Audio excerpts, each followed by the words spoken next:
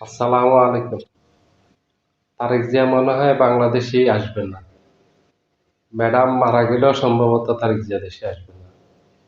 কারণ ম্যাডাম যে এখন আবার অসুস্থ হয়ে গেছেন, গতকালকে রাত থেকে উনি আবার এবার কেয়ার হাসপাতালে ভর্তি আছেন। তারেক জিয়া তো দেশে আসতেছেন না।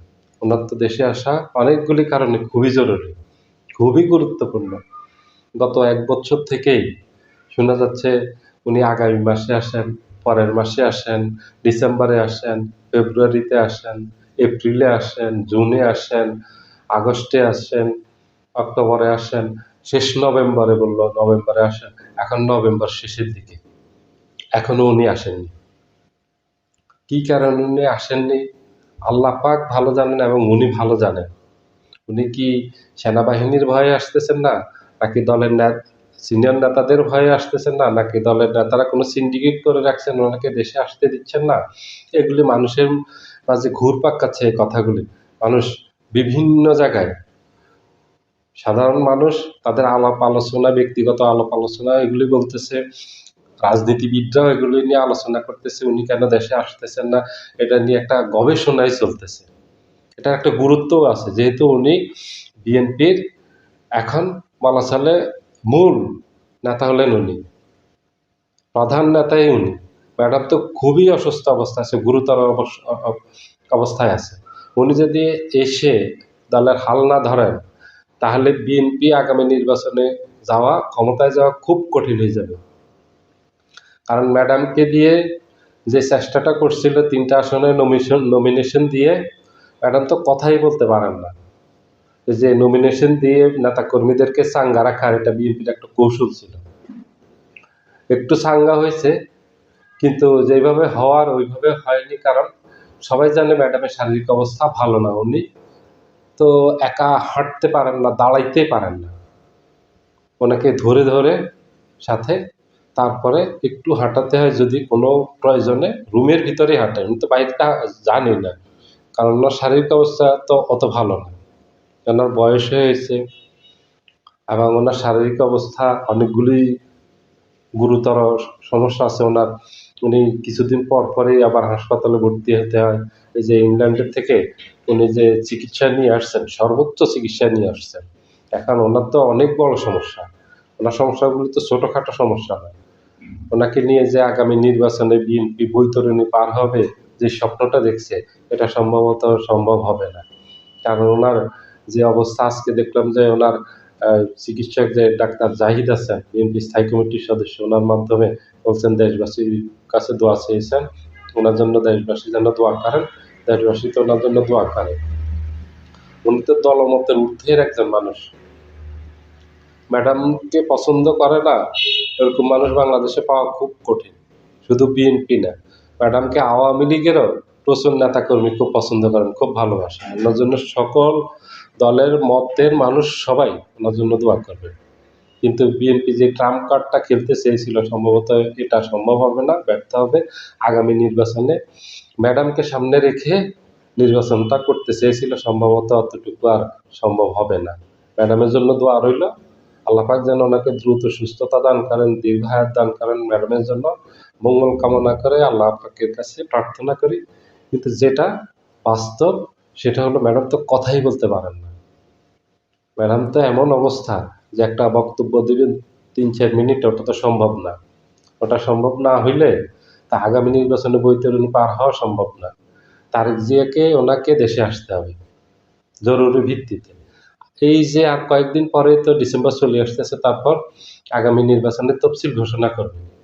তখন তো অবশ্যই আসতে হবে। এখন অনেকেই কানাঘুষা চলতেছে অনেকের মাঝে, যে সত্যি সত্যি কি উনি দেশে আসবেন, তারেক জিয়া কি দেশে আসবেন, নাকি উনি আসবেন না। যদি উনি আসতেনই তাহলে তো আরো আগে আসতেন। কি কারণ নেই যে দেশে আসতেছেন না? এবং ম্যাডাম যদি আল্লাহ না করুক, আল্লাহ না করুক, ম্যাডাম যদি মারা যান, তখন কি উনি আসবেন না? তখন উনি কি করবেন? কারণ ম্যাডামের অবস্থা তো গুরুতর অবস্থা। উনি বেঁচে আছেন, আল্লাহ হায়াত রেখেছেন, বেঁচে আছেন। কিন্তু তারেক জিয়া কি উনি আসবেন না? যে মা মারা গেলেও আসবেন না? উনি কি লন্ডনেই থাকবেন? উনি কি ওখানে থেকেই দল পরিচালনা করবেন? উনি কি রাজনীতিতে ফিরে আসবেন না? উনি কি আর কোনোদিনই বাংলাদেশে আসবেন না? এই প্রশ্নগুলি মানুষ করতেছে, বিএনপির কর্মীরাও করতেছে, বিএনপির মধ্যম সারির নেতারাও করতেছে। ওনারাও জানে না এটা উনি কেন আসতেছেন, এটা ওনাদের কাছেও রহস্য। এখন সিনিয়র নেতারা হয়তো কেউ জানতে পারেন যে উনি কেন আসতেছেন না, এটা জুনিয়র অথবা মধ্যম সারির নেতা যারা আছেন তাদের কাছে এটা বলেননি, ওরা জানতে পারে না, ওরাও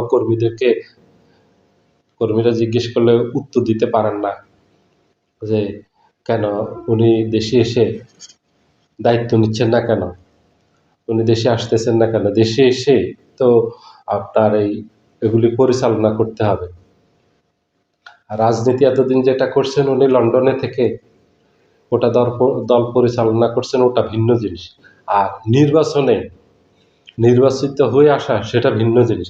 সেটা উনি কোনো ওই লন্ডনে থেকে স্কাইপের মাধ্যমে ভিডিও বার্তা দিয়ে ভিডিও কলের মাধ্যমে উনি ওটা করতে পারবেন না, ওটাতে জনমত গঠন করতে পারবেন না। ভোটের রাজনীতি ভিন্ন, ভোটের রাজনীতি একসাথে শুবে একসাথে খাবে, কিন্তু দেখা গেছে ভোটটা অন্য প্রতীকে দিয়ে আসছে মানুষ।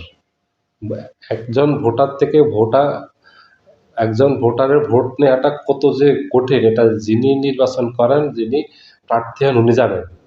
উনি যে প্রতি দুয়ারে দুয়ারে যান, এই যে 24 ঘন্টা বলা চলে খেয়ে না খেয়ে নির্বাচনের সময় যে প্রচারণা চালান, বিভিন্ন কৌশল নেন, এগুলি তো এমনি এমনিতে নেন না। কারণ নির্বাচনের এই যে একটা ভোট নিজের বাক্সে নিয়ে আসা, এটা খুবই কঠিন। এটার একটু অভিজ্ঞতা আমার আছে, এই জন্য আমি বললাম খুবই কঠিন। আপন ভাই আপন ভাইয়ের কথা রাখে না। ছেলে রাজনীতিতে বাবার কথা ছেলে রাখে না। বাবা দেয় দেখা গেছে ধানের শীষে, ছেলে নৌকাতে, অথবা ছেলে দেয় ধানের শীষে, বাবা নৌকাতে ভোট দেয়। আপন দুই ভাই দুই দলে ভোট দেয়। ভোটের রাজনীতি এত কঠিন জিনিস, ভোটের হিসাব খুবই কঠিন। এটা ওই যে লন্ডনে বসে ওনার যেভাবে দল পরিচালনা করছে, উনি যদি ভাবে যে একইভাবে উনি নির্বাচন পরিচালনা করতে পারবে, এটা ওনার জন্য অনেক বড় ভুল হবে। এটা সম্ভবত আমার এত বড় কথা ঠিক হবে না বলা, আমার থেকে ওনার অভিজ্ঞতা অনেক বেশি। তবুও আমি আমার অভিজ্ঞতা যেটা আছে সেটার থেকে আমি বললাম, ওই দল পরিচালনা আর নির্বাচন পরিচালনা এক জিনিস না। ওটা বিদেশে থাকি নির্বাচন পরিচালনা করা সম্ভব না। উনি হয়তো কি জানি, উনি ওনার মাথায় কি আছে, ওনার মনে কি আছে, এটা উনি জানেন। উনি হয়তো যখন দেখবেন যে বিএনপি বিজয়ী হয়েছে, তারপরে হয়তো উনি প্রধানমন্ত্রী হওয়ার জন্য দেশে আসবেন। জানি না উনি কি কারণে আসেন না। আল্লাহ পাক ভালো জানেন, আর উনি ভালো জানেন। উনি এটার কোনো উত্তরও দিচ্ছেন না কাউকে জিজ্ঞেস করলে। আল কিছুদিন আগে উনি যে বিবিসিতে সাক্ষাৎকারটা দিয়েছিলেন, সেখানে জিজ্ঞেস করছিল আপনি কবে দেশে আসবেন, আপনি দেশে আসতেছেন না কেন, এত দেরি কেন? তখন উনি বলছেন ব্যক্তিগত কারণ, ব্যাস এখানে শেষ। এর থেকে বেশি আর কিছু বলেননি। তবে ম্যাডামকে দিয়ে বিএনপি যে ট্রাম্প কার্ডটা খেলতে চেয়েছিল, সেটা সম্ভব হবে না। ম্যাডামের যে শারীরিক অবস্থা, উনি কথাও বলতে পারবেন না। ওনার এখন বর্তমান যে অবস্থা বোঝা যাচ্ছে, তাতে ওনার অবস্থা খুব বেশি ভালো না। আমিও দোয়া করলাম, আপনারাও ম্যাডামের জন্য দোয়া করবেন। আপনাদের মতামত মন্তব্য জানাতে পারেন।